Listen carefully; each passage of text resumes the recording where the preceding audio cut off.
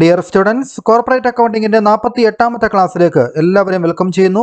Accounts of life insurance companies എന്ന ചാപ്റ്ററാണ് കഴിഞ്ഞ ക്ലാസ്സിൽ നമ്മൾ എടുത്തത്. അതിലെ ആദ്യത്തെ തിയറി ഭാഗങ്ങൾ നമ്മൾ കംപ്ലീറ്റ് ചെയ്തു. ഇനി നമ്മൾ അതിന്റെ പ്രോബ്ലം സൈഡിലേക്ക് കടക്കുന്നതിന് മുമ്പായിട്ട് റവന്യൂ അക്കൗണ്ട് എന്താണ്, അതിന്റെ ഫോർമാറ്റ് ആൻഡ് എക്സ്പ്ലനേഷൻ അതായിരിക്കും നമ്മൾ ആദ്യം ഒന്ന് നോക്കുക. ഒപ്പം തന്നെ calculation of net premium calculate ചെയ്യുന്ന ഒരു പ്രോബ്ലം അതെങ്ങനെ പഠിച്ചെടുക്കാമെന്നുള്ളത് നമ്മൾ ഇന്നത്തെ ക്ലാസ്സിൽ കാണും. കോർപ്പറേറ്റ് അക്കൗണ്ടിങ്ങിൻ്റെ ഇതിന് മുമ്പത്തെ ക്ലാസ്സുകൾക്ക് വേണ്ടി നിങ്ങൾക്ക് ഈ ചാനലിൻ്റെ പ്ലേലിസ്റ്റ് സന്ദർശിക്കാവുന്നതാണ്. ഒപ്പം തന്നെ യൂസ്ഫുൾ ആണെന്ന് തോന്നുകയാണെങ്കിൽ നിങ്ങളുടെ ഫ്രണ്ട്സിനോട് ഒന്ന് ഷെയർ ചെയ്യുക. വീഡിയോ ലൈക്ക് ചെയ്യാൻ മറന്നു പോകരുത്. ഒപ്പം തന്നെ നിങ്ങളുടെ അഭിപ്രായങ്ങളും സംശയങ്ങളും കമൻറ്റ് ബോക്സിൽ രേഖപ്പെടുത്തുക. കൂടാതെ ചാനൽ ഒന്ന് സബ്സ്ക്രൈബ് ചെയ്തും വെക്കുക. അപ്പോൾ നമുക്ക് ക്ലാസ് ആരംഭിക്കാം.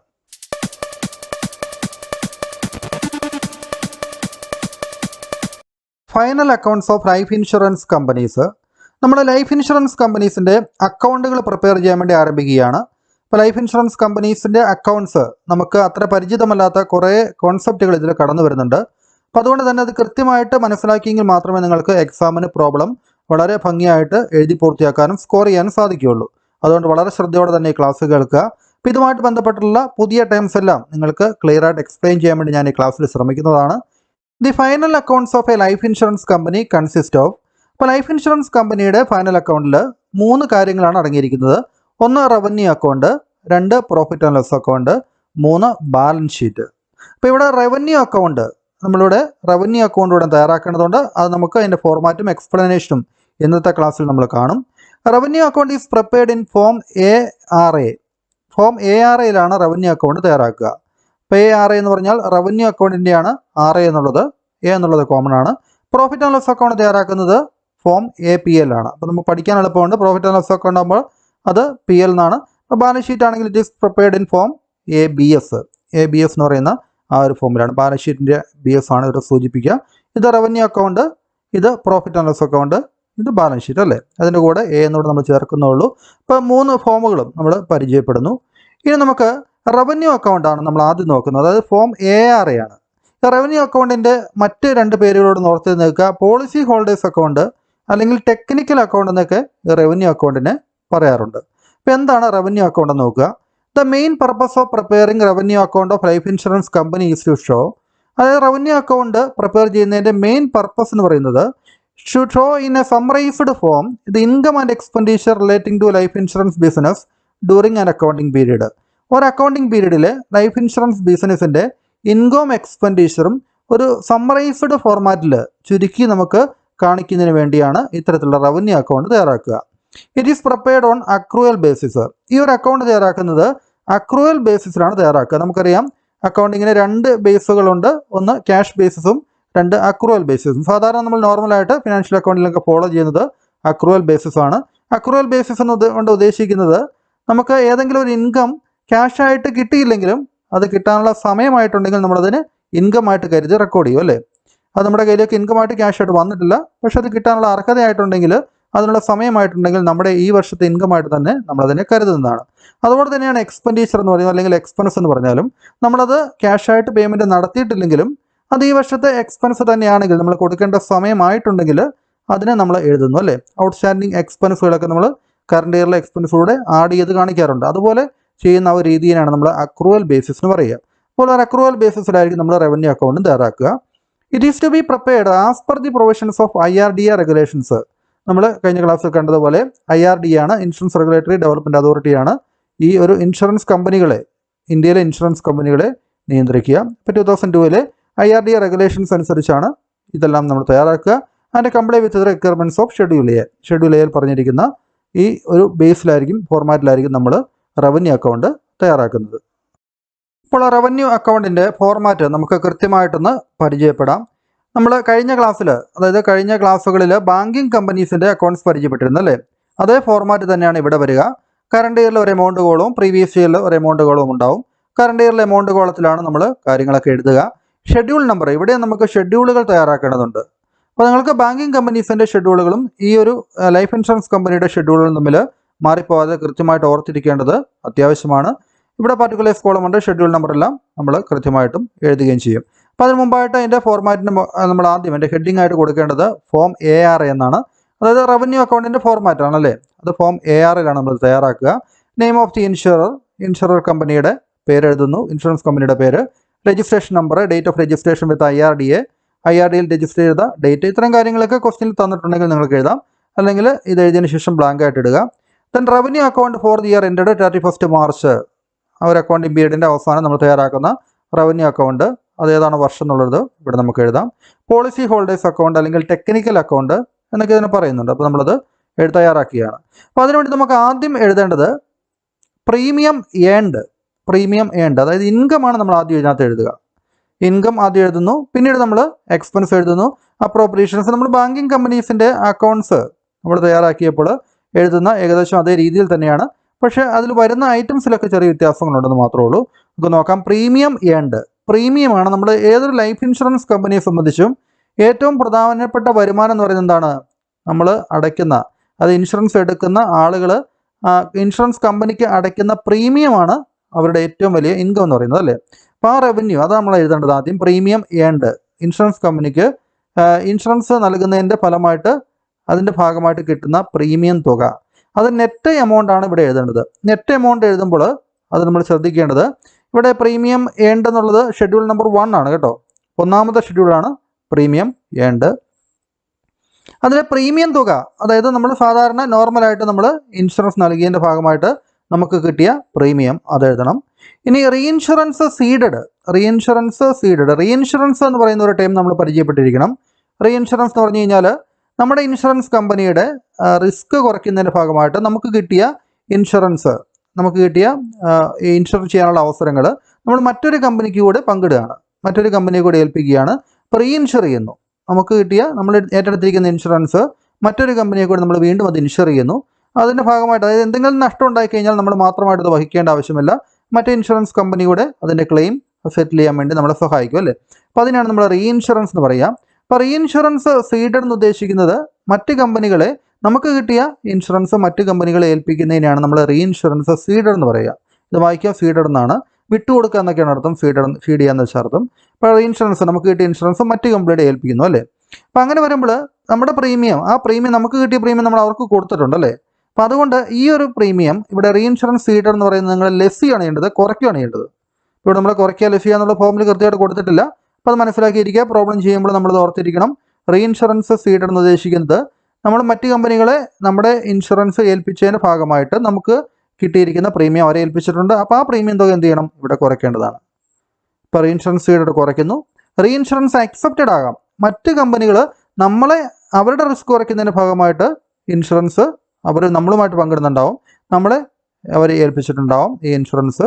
അപ്പോൾ അതുകൊണ്ട് റീഇൻഷുറൻസ് അക്സെപ്റ്റഡ് എന്ന് പറയുന്നതാണ്. അതിൻ്റെ ഫലമായിട്ട് നമുക്ക് പ്രീമിയം ലഭിച്ചിട്ടുണ്ടാവും, അല്ലേ? അപ്പോൾ ഇവിടെ നമുക്ക് ആഡ് ചെയ്യേണ്ടത് ഏതൊക്കെയാണ്? നോർമലായിട്ട് നമ്മുടെ ഇൻഷുറൻസിൻ്റെ ബിസിനസ്സിൽ നിന്ന് നമുക്ക് കിട്ടുന്ന പ്രീമിയം, ഒപ്പം തന്നെ മറ്റ് കമ്പനികൾ നമ്മളെ ഏൽപ്പിക്കുന്ന ഇൻഷുറൻസ് അതിൻ്റെ ഭാഗമായിട്ട് കിട്ടുന്ന പ്രീമിയം, അല്ലേ? അതിൽ നിന്ന് ലെസ് ചെയ്യേണ്ട ഏതാണ്? Reinsurance seeded. നമ്മൾ മറ്റ് കമ്പനികൾക്ക് ഇൻഷുറൻസ് കൊടുത്തിട്ടുണ്ടെങ്കിൽ, നമ്മുടെ കിട്ടിയ ഇൻഷുറൻസ് അവരെ ഏൽപ്പിച്ചിട്ടുണ്ടെങ്കിൽ, അവരുമായിട്ട് റിസ്ക് പങ്കിടുന്നുണ്ടെങ്കിൽ ആ പ്രീമിയം അവർക്ക് കൊടുത്തിട്ടുണ്ട്, അതുകൊണ്ട് ആ പ്രീമിയം നമുക്ക് ലഭിച്ചിട്ടില്ല, അത് നമ്മൾ കുറച്ച് കളയണം, അല്ലേ? അതുകൊണ്ടാണ് ഇവിടെ net insurance premium earned net എന്നുള്ളത് കാണിച്ചിരിക്കുന്നത്, അതുകൊണ്ടാണ്. അപ്പോൾ ഇവിടെ പ്രീമിയം ഏൺഡ് എന്ന് പറയുന്നത് ഷെഡ്യൂൾ നമ്പർ 1 ആണെന്ന് ഓർത്തിരിക്കുക. ഇത്രയും കാര്യങ്ങളും ഇതിൽ നമ്മൾ മനസ്സിലാക്കിയിരിക്കണം. ഇനി നമുക്ക് ആ ഷെഡ്യൂൾ കൂടി ഇത് ഷെഡ്യൂൾ 1 എന്ന് ഇവിടെ എഴുതുമ്പോൾ ആ ഷെഡ്യൂൾ നമുക്ക് പ്രിപ്പയർ ചെയ്യണം, അല്ലേ? അപ്പോൾ ഷെഡ്യൂളോട് നമുക്കൊന്ന് ഇപ്പോൾ തന്നെ നോക്കിയിട്ട് പോകാം. അപ്പോൾ ഇതാണ് ഷെഡ്യൂൾ നമ്പർ 1 അഥവാ പ്രീമിയം, അല്ലേ? ഷെഡ്യൂൾ നമ്മൾ തയ്യാറാക്കുന്നതെല്ലാം ബാങ്കിങ് കമ്പനീസിൻ്റെ ആ ഒരു ഷെഡ്യൂൾ തയ്യാറാക്കുന്ന അതേ ഫോർമാറ്റിലാണ്. ഇവിടെ first year premium, renewal premium, single premium എന്ന് പറഞ്ഞ് പല രീതിയിൽ കൊടുത്തിട്ടുണ്ട്, അല്ലേ? ഇവിടെ ഫസ്റ്റ് ഇയർ പ്രീമിയം എന്ന് ഉദ്ദേശിക്കുന്നത് ഒരു ഇൻഷുറൻസ് പോളിസി തുടങ്ങുന്ന സമയത്ത്, രജിസ്ട്രേഷൻ സമയത്ത് തന്നെ ആദ്യത്തെ വർഷം അടയ്ക്കുന്ന പ്രീമിയത്തെയാണ് ഫസ്റ്റ് ഇയർ പ്രീമിയം എന്ന് പറയുക. റിന്യൂവൽ പ്രീമിയം എന്ന് പറയുന്നത് രണ്ടാമത്തെ വർഷം സബ്സീക്വൻറ്റ് ഇയേഴ്സിൽ, അല്ലേ? പിന്നീട് വരുന്ന വർഷങ്ങളിൽ ഇൻഷുറൻസ് പ്രീമിയം പുതുക്കിക്കൊണ്ട് അടയ്ക്കുന്ന പ്രീമിയമാണ് റിന്യൂവൽ പ്രീമിയം. സിംഗിൾ പ്രീമിയം എന്ന് പറയുന്ന ഒറ്റ തവണയായിട്ട് മുഴുവൻ പ്രീമിയം അടച്ചു ചേർക്കുന്നതിനാണ് സിംഗിൾ പ്രീമിയം എന്ന് പറയുന്നത്. അപ്പോൾ ഏത് രീതിയിലാണെങ്കിലും ഈ പ്രീമിയം തുക മുഴുവൻ നമ്മൾ എന്ത് ചെയ്യണം? അതെല്ലാം ഷെഡ്യൂൾ നമ്പർ 1 കാണിക്കേണ്ടത്, അല്ലേ? ഏത് രീതിയിൽ കിട്ടിയ പ്രീമിയം ആണെങ്കിലും ഷെഡ്യൂൾ 1 പ്രീമിയത്തിൽ കാണിക്കണം. ടോട്ടൽ പ്രീമിയംസ് ആണ് നമ്മൾ എഴുതേണ്ടത്. ഇവിടെ premium income from business rate, ഇന്ത്യയിൽ ഉള്ള പ്രീമിയം, ഔട്ട്സൈഡ് ഇന്ത്യയിൽ നിന്ന് കിട്ടിയ പ്രീമിയം, അങ്ങനെ ഉണ്ടെങ്കിൽ അത് നമുക്ക് ഡിവൈഡ് ചെയ്ത്, അപ്പോൾ എല്ലാവരും കൂടി നമുക്കിവിടെ ടോട്ടൽ പ്രീമിയം ആയിട്ട് നമുക്കിവിടെ എഴുതാം. നെറ്റ് പ്രീമിയം എഴുതേണ്ടതാണ്. നെറ്റ് പ്രീമിയം എന്ന് ഉദ്ദേശിക്കുന്നത് എന്താണ്? ഇൻഷുറൻസ് നമ്മൾ സീഡ് ചെയ്തിട്ടുണ്ടെങ്കിൽ അതിൻ്റെ പ്രീമിയം ലെസ് ചെയ്യണം, അല്ലേ? Reinsurance premium whether on business cede or accepted are to be brought into account. Before deducting commission under the head of reinsurance premium എന്ന് പറഞ്ഞിരിക്കുന്നത്. അപ്പോൾ റീഇൻഷുറൻസ് പ്രീമിയത്തിൽ നിന്ന് നമ്മൾ കമ്മീഷനും മറ്റു കാര്യങ്ങളൊക്കെ നമ്മൾ എക്സ്പെൻസുകൾ അടുത്ത സ്റ്റേജിൽ നമ്മൾ കുറയ്ക്കുന്നുണ്ട് അല്ലേ. അതിന് മുമ്പായിട്ട് ഈ insurance premium seeded or accepted അത്തരം കാര്യങ്ങളൊക്കെ നമുക്ക് കണക്കിലെടുക്കണം. ആ കാര്യങ്ങൾ നമ്മൾ ഷെഡ്യൂൾ നമ്പർ 1-ൽ നമ്മൾ 1 എന്ന് പറഞ്ഞുകൊണ്ട് ഇവിടെ കാണിക്കുന്നതിന് പകരം നമുക്ക് ഇത്രയും കാര്യങ്ങൾ ടോട്ടൽ ഇത് എഴുതിയാൽ മതി. അപ്പോൾ നമുക്ക് ആദ്യത്തെ ആ ഒരു റവന്യൂ അക്കൗണ്ടിൻ്റെ തുടക്ക ഭാഗത്ത് തന്നെ ഈ ഇൻഷുറൻസ് കമ്പനി മറ്റ് ഇൻഷുറൻസ് കമ്പനിക്ക് നമ്മൾ കൊടുത്ത ആ ഒരു പ്രീമിയത്തിൻ്റെ ഭാഗം അത് കുറയ്ക്കുകയും മറ്റ് കമ്പനികൾ നമുക്ക് കിട്ടിയ ഇൻഷുറൻസിൻ്റെ ഭാഗമായിട്ട് നമുക്ക് ലഭിക്കുന്ന പ്രീമിയം നമ്മൾ ആഡ് ചെയ്യുകയൊക്കെ ചെയ്യുന്നുണ്ടല്ലേ. നമ്മൾ ആദ്യം കണ്ടു. അതുപോലെ ചെയ്യണമെന്ന് മാത്രമാണ് ഇവിടെ പറഞ്ഞിരിക്കുന്നത്. ഇനി നമ്മൾ ഇൻകം ഫ്രം ഇൻവെസ്റ്റ്മെൻറ്റ്, അതിന് പ്രത്യേകിച്ച് ഷെഡ്യൂൾ നമ്പറുകളൊന്നുമില്ല. ഇൻകം ഫ്രം ഇൻവെസ്റ്റ്മെൻറ്റ്, അതായത് ഇൻഷുറൻസ് കമ്പനിയുടെ കൈവശം ലഭിക്കുന്ന പ്രീമിയം ആ തുക മറ്റെവിടെയെങ്കിലും ഇൻവെസ്റ്റ് ചെയ്തിട്ടുണ്ടാവാം. അപ്പോൾ അതിൽ നിന്ന് കിട്ടുന്ന ഇൻകം ഇൻഷുറൻസ് കമ്പനിയുടെ വരുമാനമാണ്. ഇപ്പോൾ ഇൻട്രസ്റ്റ്, ഡിവിഡൻഡ്, റെൻറ്റ് ഏതെങ്കിലും രീതിയിൽ കിട്ടിയിട്ടുള്ള ഗ്രോസ് ആയിട്ടുള്ള മൊത്തത്തിലുള്ള ആ ഒരു ഇൻകം അത് നമുക്ക് കാണിക്കേണ്ടതാണ്. കൂടാതെ നമുക്ക് profit on sale of redemption of investment, ഇപ്പോൾ ഇൻവെസ്റ്റ്മെൻറ്റ് നമ്മൾ നടത്തിയിട്ടുണ്ടെങ്കിൽ അതിൽ നിന്ന് കിട്ടുന്ന പ്രോഫിറ്റ് അത് വിൽക്കുകയോ അല്ലെങ്കിൽ റിഡീം ചെയ്യുകയോ കിട്ടുമ്പോൾ കിട്ടുന്ന പ്രോഫിറ്റ് അത് നമുക്കിവിടെ ആഡ് ചെയ്യാവുന്നതാണ്. ഇവിടെ നമ്മൾ loss on sale or redemption of investment, ഇപ്പോൾ ഇൻവെസ്റ്റ്മെൻറ്റുമായിട്ട് ബന്ധപ്പെട്ട് നമുക്ക് എന്തെങ്കിലും ലോസ് ഉണ്ടായിട്ടുണ്ടെങ്കിൽ ഇൻവെസ്റ്റ്മെൻറ്റ് വിൽക്കുമ്പോഴോ റിഡീം ചെയ്യുമ്പോഴോ ലോസ് ഉണ്ടായിട്ടുണ്ടെങ്കിൽ നമ്മളത് ഇവിടെ അഡ്ജസ്റ്റ് ചെയ്യേണ്ടതാണ്. ഇവിടെ നമ്മൾ കുറച്ച് കളയേണ്ടതാണ് അല്ലേ. ഇപ്പോൾ നെറ്റ് ഇൻവെസ്റ്റ്മെൻറ്റിൽ നിന്നുള്ള ഇൻകം അത് നെറ്റായിട്ടുള്ള കാര്യമാണ് നമ്മൾ എടുക്കേണ്ടത്. ഇനി transfer or gain on revaluation change in fair value, വാല്യുവേഷൻ്റെ ഭാഗമായിട്ട് എന്തെങ്കിലും തരത്തിലുള്ള ഗെയിന് ഉണ്ടായിട്ടുണ്ടെങ്കിൽ ചേഞ്ച് ഉണ്ടായിട്ടുണ്ടെങ്കിൽ അത്തരം കാര്യങ്ങൾ ഇവിടെ പരിഗണിക്കണം. അങ്ങനെയുള്ള ക്വസ്റ്റ്യനിൽ എത്ര ഐറ്റംസ് പറഞ്ഞിട്ടുണ്ടെങ്കിൽ അതിവിടെ കൊടുക്കുക. അതർ ഇൻകം, മറ്റേതെങ്കിലും തരത്തിലുള്ള ഇൻകം ഉണ്ടായിട്ടുണ്ടെങ്കിൽ അത് നമ്മൾ ഇവിടെ കാണിക്കേണ്ടതാണ്. അതായത് ലൈഫ് ഇൻഷുറൻസിൻ്റെ ബിസിനസ്സുമായിട്ട് ബന്ധപ്പെട്ട് ഉള്ള മറ്റ് ഇൻകംസ് നമ്മൾ പറഞ്ഞിരിക്കുന്ന പ്രീമിയം അല്ലാതെ. അപ്പോൾ അത് ആന്വിറ്റി എന്ന് പറയുന്ന കൺസിഡറേഷൻ ഫോർ ആന്വിറ്റി, നമ്മൾ ഒരു നിശ്ചിത വർഷങ്ങൾക്ക് ശേഷം ഒരു നിശ്ചിത എമൗണ്ട് വീതം പോളിസി ഹോൾഡേഴ്സിന് കൊടുക്കുന്ന തരത്തിലുള്ള പദ്ധതികൾ അല്ലേ. അപ്പോൾ അതിൻ്റെ ഭാഗമായിട്ട് കമ്പനിക്ക് ലഭിച്ചിരിക്കുന്ന കൺസിഡറേഷൻ അഥവാ പണം അത് നമ്മൾ അതർ ഇൻകത്തിൽ പെടുത്തുകയാണ് ചെയ്യുക. പിന്നെ രജിസ്ട്രേഷൻ ഫീ ഉണ്ടെങ്കിൽ അത് നമ്മളിവിടെ സാധാരണ അതർ ഇൻകത്തിൽ കാണിക്കാറുണ്ട്. അതുപോലെ ക്വസ്റ്റ്യനിൽ പറഞ്ഞിരിക്കുന്ന മറ്റേതെങ്കിലും ഇൻകം ഉണ്ടെങ്കിൽ അവിടെ കാണിക്കുക. ഇതിനെയാണ് നമ്മൾ ടോട്ടൽ എ, ഇതെല്ലാം കൂടെ നമ്മൾ ആഡ് ചെയ്യുന്നു. ഇതിനാണ് ടോട്ടൽ എ, അതായത് ഈ പറഞ്ഞിരിക്കുന്ന പ്രീമിയം അതുമായിട്ട് ബന്ധപ്പെട്ട എക്സ്പെൻസുകളെല്ലാം ഇൻകം എല്ലാം കൂടി നമ്മൾ ആഡ് ചെയ്യുന്നു. അതിൻ്റെ എമൗണ്ട് നമ്മളിവിടെ കാണിക്കുന്നു ടോട്ടൽ എമൗണ്ട് ആയിട്ട്. അടുത്തത് നമുക്ക് രണ്ടാമത്തെ ഷെഡ്യൂളിലേക്ക് പോവുകയാണ്. അതാണ് കമ്മീഷൻ. കമ്മീഷൻ എന്ന് പറയാൻ നമുക്കറിയാം അത് ഒരു എക്സ്പെൻസ് ആണ് അല്ലേ. ഒരു ഇൻഷുറൻസ് കമ്പനിയുടെ വളരെ പ്രധാനപ്പെട്ട ഒരു എക്സ്പെൻസാണ് കമ്മീഷൻ എന്ന് പറയുന്നത്. അതായത് ഏജൻസിനൊക്കെ കൊടുക്കുന്ന കമ്മീഷൻ ഉണ്ടല്ലേ, ഈ ഇൻഷുറൻസ് പിടിക്കുന്നതിൻ്റെ ഭാഗമായിട്ട് ഇൻഷുറൻസ് കമ്പനി ഏർപ്പെടുത്തിയിരിക്കുന്ന ഏജൻറ്റുകൾക്ക് കൊടുക്കുന്ന കമ്മീഷൻ. അപ്പോൾ ഈ കമ്മീഷൻ എന്ന് പറയുന്നത് ഇൻഷുറൻസ് കമ്പനിയെ സംബന്ധിച്ച് എക്സ്പെൻസ് ആണ്. അത് ഷെഡ്യൂൾ നമ്പർ 2-ലാണ് എഴുതുക. അപ്പോൾ നമുക്ക് ഷെഡ്യൂൾ നമ്പർ 2 കമ്മീഷൻ എക്സ്പെൻസ് ആ ഒരു ഷെഡ്യൂളോട് നമുക്ക് അല്പം ഡീറ്റെയിൽഡ് ആയിട്ട് പരിചയപ്പെടാം. അപ്പോൾ കമ്മീഷൻ പെയ്ഡ് നമ്മൾ മൊത്തം കൊടുത്തിരിക്കുന്ന കമ്മീഷൻ എത്രയാണോ അത് നമ്മൾ ആദ്യം എഴുതുന്നു. ഡയറക്റ്റ് ഫസ്റ്റ് ഇയർ പ്രീമിയത്തിൽ നമുക്ക് കിട്ടിയതിൻ്റെ ഭാഗമായിട്ട് നമ്മൾ കൊടുത്തിരിക്കുന്ന കമ്മീഷൻ, റിന്യൂവൽ പ്രീമിയത്തിൻ്റെ ഭാഗമായിട്ട് നമ്മൾ കൊടുത്തിരിക്കുന്ന കമ്മീഷൻ, സിംഗിൾ പ്രീമിയം കളക്ട് ചെയ്യുന്നതിൻ്റെ ഭാഗമായിട്ട് നമ്മൾ കൊടുത്തിരിക്കുന്ന കമ്മീഷൻ, അതെല്ലാം. അതിൻ്റെ കൂടെ നമ്മൾക്ക് കമ്മീഷൻ ഓൺ റീഇൻഷുറൻസ് അക്സെപ്റ്റഡ് എന്ന് വെച്ചാൽ മറ്റ് കമ്പനികൾ നമുക്ക് കമ്മീഷന് നമുക്ക് ബിസിനസ് നൽകിയിട്ടുണ്ടെങ്കിൽ അല്ലേ, അതിനാണ് റീഇൻഷുറൻസ് എന്ന് പറയുന്നത്. മറ്റ് കമ്പനികൾ അവരുടെ ഇൻഷുറൻസ് നമ്മളെ ഏൽപ്പിച്ചിട്ടുണ്ടെങ്കിൽ അത് റീഇൻഷുറൻസ് അക്സെപ്റ്റഡ് ആണ്. അപ്പോൾ അങ്ങനെ ബിസിനസ് ഏൽപ്പിക്കുന്നതിൻ്റെ ഭാഗമായിട്ട് നമ്മൾ അവർക്ക് കുറച്ച് കമ്മീഷൻ കൊടുത്തിട്ടുണ്ടെങ്കിൽ അത് നമ്മൾ കമ്മീഷൻ പെയ്ഡ് ആണല്ലേ, നമ്മൾ കമ്മീഷൻ കൊടുത്താണ്. അത് നമ്മളെ സംബന്ധിച്ച് കമ്മീഷൻ എന്ന് പറയുന്ന എക്സ്പെൻസ് ആണ്. കമ്മീഷൻ ഓൺ റീഇൻഷുറൻസ് അക്സെപ്റ്റഡ്, മറ്റ് കമ്പനികൾ റീഇൻഷുറൻസ് നമ്മളെ ഏൽപ്പിച്ചിട്ടുണ്ടെങ്കിൽ അവർക്ക് നൽകുന്ന കമ്മീഷൻ അത് നമ്മുടെ കമ്മീഷൻ്റെ കൂടെ ആഡ് ചെയ്യേണ്ടതാണ്. ഇനി കമ്മീഷൻ ഓൺ റീഇൻഷുറൻസ് സീഡഡ്, നമ്മുടെ ഇൻഷുറൻസ് ബിസിനസ് കുറേ ഭാഗം മറ്റുള്ള കമ്പനികൾക്ക് കൊടുത്തിട്ടുണ്ടെങ്കിൽ സീഡ് ചെയ്തിട്ടുണ്ടെങ്കിൽ അതിൻ്റെ ഭാഗമായിട്ട് നമുക്ക് കമ്മീഷൻ ലഭിച്ചിട്ടുണ്ടാവും അല്ലേ. അപ്പോൾ അതുകൊണ്ട് നമ്മൾ ആ കമ്മീഷൻ ഉണ്ടെങ്കിൽ ലെസ് ചെയ്യണം. ഇവിടെ കമ്മീഷൻ എന്ന് പറയുന്നത് നെറ്റ് എമൗണ്ട് ആണ് എടുക്കേണ്ടത്. കമ്മീഷൻ മുഴുവൻ കൊടുത്ത കമ്മീഷൻ അതിൽ നമുക്ക് ഇടയ്ക്ക് വേറെ ഏതെങ്കിലും രീതിയിൽ കമ്മീഷൻ കിട്ടിയിട്ടുണ്ടെങ്കിൽ അത് നമ്മൾ കുറയ്ക്കുകയും ചെയ്യണം. അപ്പോൾ less commission or reinsurance seeded, ഇവിടെ നെറ്റ് കമ്മീഷനാണ് ഇവിടെ കാണിക്കേണ്ടത്. അതാണ് നമ്മൾ ഷെഡ്യൂൾ നമ്പർ 2-ൽ ആയിട്ട് റവന്യൂ അക്കൗണ്ടിൽ കാണിക്കുക. അടുത്തത് നമ്മൾ ഓപ്പറേറ്റിംഗ് എക്സ്പെൻസസ് ആണ് റിലേറ്റഡ് ടു ഇൻഷുറൻസ് ബിസിനസ്. ഇപ്പോൾ ഇൻഷുറൻസ് ബിസിനസ്സുമായിട്ട് റിലേറ്റഡ് ആയിട്ടുള്ള ഓപ്പറേറ്റിംഗ് എക്സ്പെൻസസ്, ഇത് നമ്മൾ ബാങ്കിങ് കമ്പനീസിൻ്റെ ഓപ്പറേറ്റിംഗ് എക്സ്പെൻസസ് അതിൽ കണ്ടതുപോലെ ആ ഷെഡ്യൂളിൽ കണ്ടതുപോലുള്ള സാധാരണ മറ്റ് എക്സ്പെൻസുകളാണ് ഇവിടെ വരിക, ഓപ്പറേറ്റിംഗ് എക്സ്പെൻസസ്. അപ്പോൾ നമുക്ക് ആ ഷെഡ്യൂളിലൂടെ ഒന്ന് നോക്കാം. അപ്പോൾ ഇതാണ് schedule number 3 operating expenses related to insurance business. അപ്പോൾ ധാരാളം എക്സ്പെൻസുകൾ ഓപ്പറേറ്റിംഗ് എക്സ്പെൻസിൻ്റെ ഭാഗമായിട്ട് ഷെഡ്യൂൾ നമ്പർ 3 വരാം.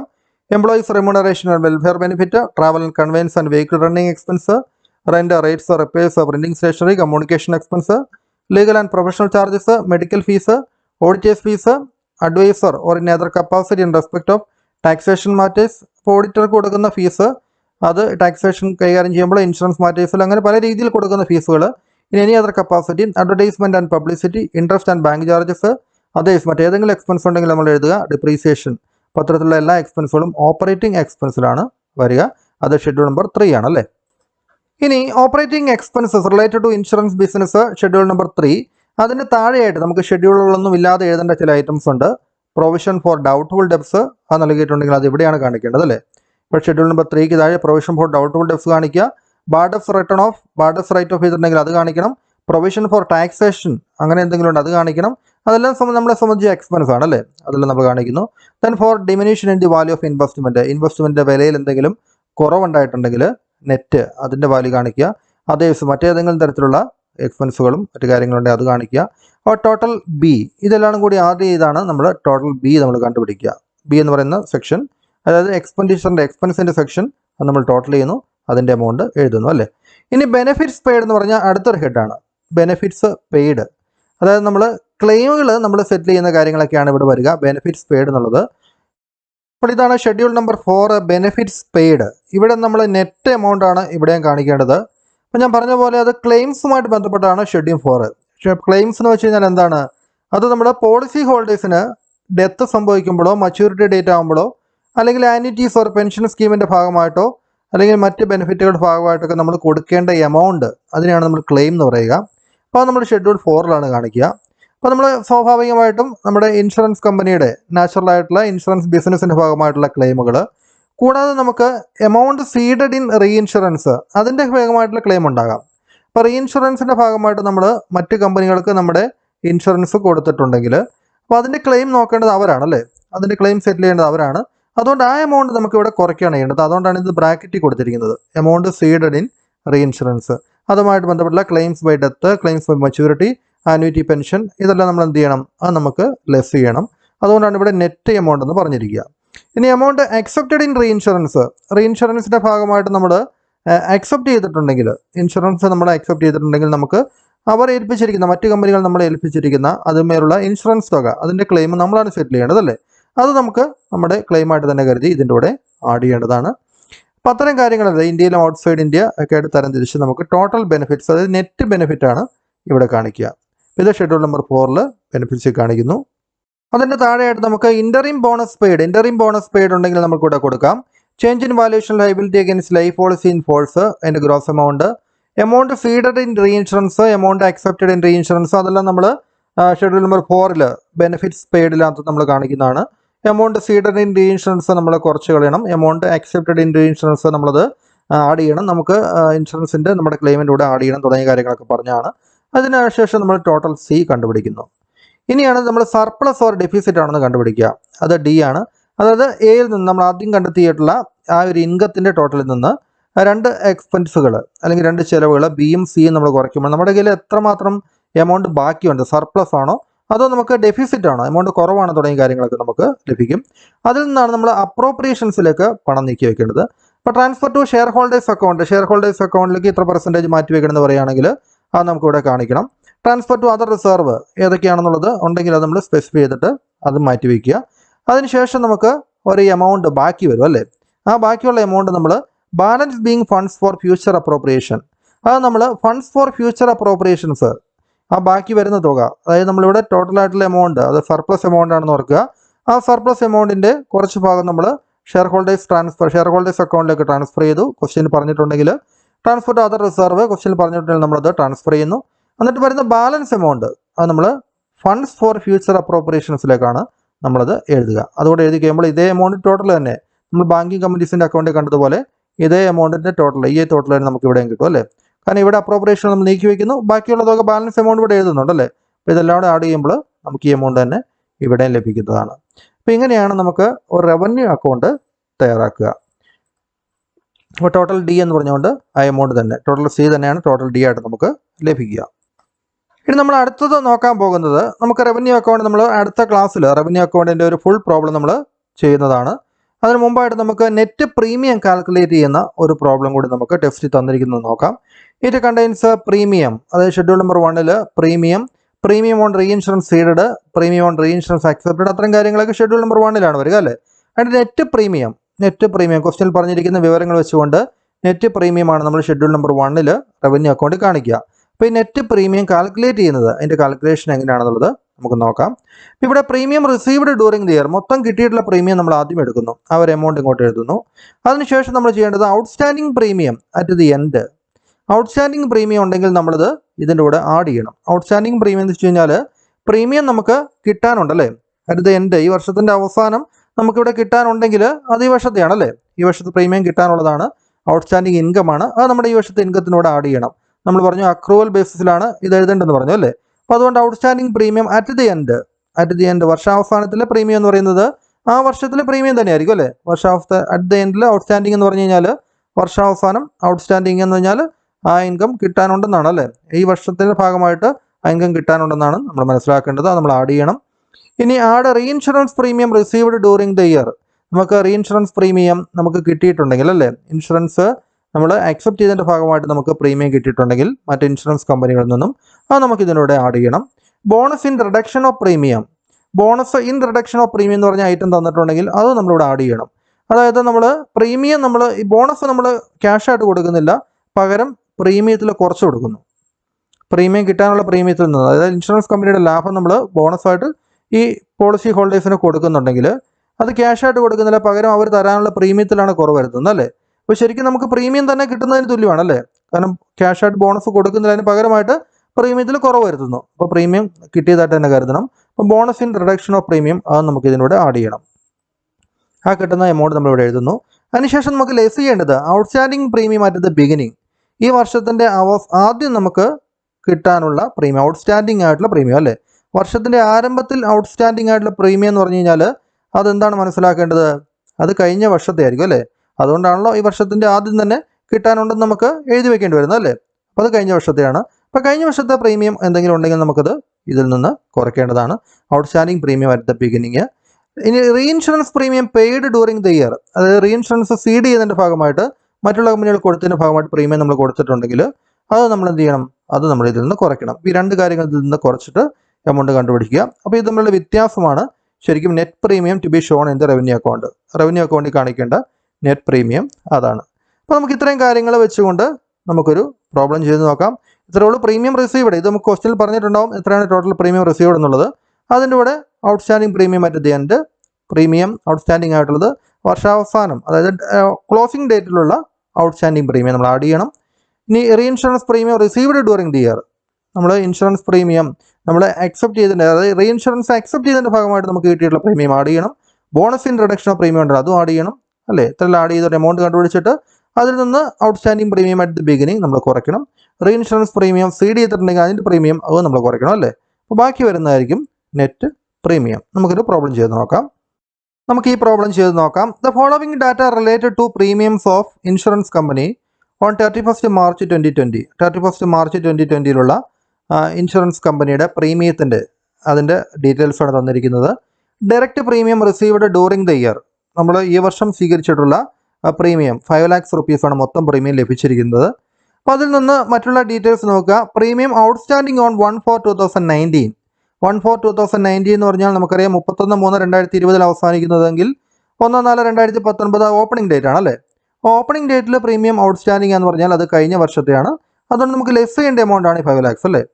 ഇനി പ്രീമിയം ഔട്ട്സ്റ്റാൻഡിംഗ് ഓൺ 31 മാർച്ച് 2020, ഇത് ക്ലോസിംഗ് ഡേറ്റിലെ ഔട്ട്സ്റ്റാൻഡിംഗ് പ്രീമിയമാണ്, കിട്ടാനുള്ള പ്രീമിയമാണ്. അത് നമുക്ക് കറണ്ട് ഇയറിലുമായിട്ട് റിലേറ്റഡ് ആണല്ലേ, ഈ വർഷം കിട്ടേണ്ട പ്രീമിയമാണ്. അത് നമ്മൾ എന്ത് ചെയ്യണം, ആഡ് ചെയ്യണം അല്ലേ. 5 lakhs കൂടെ ഇത് ആഡ് ചെയ്യേണ്ടതാണ്.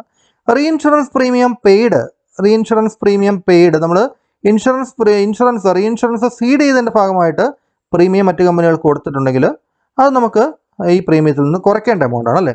ഇനി reinsurance premium received, re insurance accept ചെയ്തതിൻ്റെ ഭാഗമായിട്ട് പ്രീമിയം നമ്മൾ റിസീവ് ചെയ്തിട്ടുണ്ടെങ്കിൽ അത് നമുക്ക് എന്ത് ചെയ്യണം, അത് നമുക്ക് ആഡ് ചെയ്യണം. Bonus in reduction of premium നമ്മൾ കണ്ടു, അത് നമ്മുടെ പ്രീമിയത്തിൻ്റെ ഭാഗമാണ്, അത് നമുക്ക് ആഡ് ചെയ്യണം അല്ലേ. അപ്പോൾ നമുക്ക് ആദ്യം direct premium received during the year, നമുക്ക് ഈ ഒരു എമൗണ്ട് 5 lakhs rupees നമ്മൾ താഴോട്ട് ഇറക്കി എഴുതുന്നു. അപ്പോൾ ഇത്രയുമാണ് നമുക്ക് ഈ വർഷം ലഭിച്ചിട്ടുള്ള പ്രീമിയം, മുഴുവൻ പ്രീമിയം എമൗണ്ട് ഇതാണ്. അതിനോട് പ്രീമിയം ഔട്ട്സ്റ്റാൻഡിംഗ് ഓൺ 1/4/2019 ഇത് വർഷാരംഭത്തിലുള്ളതാണ്, കഴിഞ്ഞ വർഷത്തെയാണല്ലേ. അത് നമുക്കിത് ലെസ് ചെയ്യേണ്ടതാണ്. നമുക്കിത് ആഡ് ചെയ്യേണ്ടത് ഏതാണ്? Premium outstanding on 31 March 2020. അപ്പോൾ ഈ വർഷത്തിൻ്റെ അവസാനമുള്ള ക്ലോസിംഗ് ഡേറ്റിലുള്ള ഔട്ട്സ്റ്റാൻഡിംഗ് പ്രീമിയം അത് നമുക്ക് ഈ വർഷം കിട്ടാനുള്ള പ്രീമിയമാണ്. അക്രൂവൽ ബേസ്ഡ് ആയതുകൊണ്ട് നമ്മൾ ഈ വർഷത്തെ പ്രീമിയമായിട്ട് കരുതണം. അപ്പോൾ അതും ഇതിൻ്റെ കൂടെ 5 ലക്ഷത്തിൻ്റെ കൂടെ നമുക്ക് ആ 1 ലക്ഷം രൂപയുടെ നമുക്ക് ആഡ് ചെയ്യണം അല്ലേ. അതുകൂടാതെ നമുക്ക് ആഡ് ചെയ്യേണ്ടത് എന്താണ്? റീഇൻഷുറൻസ് പ്രീമിയം റിസീവ്ഡ് ആഡ് ചെയ്യണം, bonus in reduction of premium അല്ലേ. ഈ 2 കാര്യങ്ങൾ കൂടി ഇതിൻ്റെ കൂടെ ആഡ് ചെയ്യണം അല്ലേ. ഇതെല്ലാം നമുക്ക് ഈ വർഷം നമുക്ക് കിട്ടേണ്ടതും കിട്ടിയതുമായിട്ടുള്ള പ്രീമിയമാണ്. നമ്മളെല്ലാം ആഡ് ചെയ്യുമ്പോൾ നമുക്ക് മൊത്തം 6,55,000 ലഭിക്കും. ഇതിൽ നിന്ന് നമുക്ക് കുറയ്ക്കേണ്ടത് എന്താണ്? ഓപ്പണിംഗ് ഡേറ്റിലെ ഔട്ട്സ്റ്റാൻഡിംഗ് പ്രീമിയം നമുക്ക് കുറയ്ക്കണം. കാരണം ഇത് കഴിഞ്ഞ വർഷത്തെ പ്രീമിയമാണ്. നമുക്ക് 50,000 രൂപ നമ്മൾ എഴുതുന്നു.